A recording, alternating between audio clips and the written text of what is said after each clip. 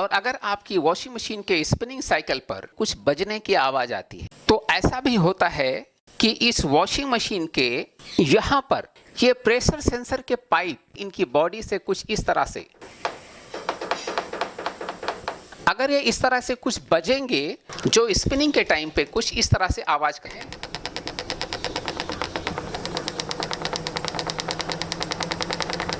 देखिए हमने वायर को हटा लिया तो आवाज कम हो गई, लेकिन जैसे अगर ये वायर बॉडी पर टच होते हैं कुछ इस तरह से,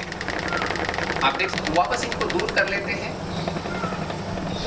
वापस इनकी आवाज साइलेंट हो गई। तो इस तरह से इनके जो पाइप हैं, जो इनके अंदर से, इनके बॉडी के अंदर से जो सस्पेंशन रॉड आ रहे हैं, इनको कुछ एक राउंड इस तरह से लिपेट करके और फिर इनके ड्रम के नोजल को यूं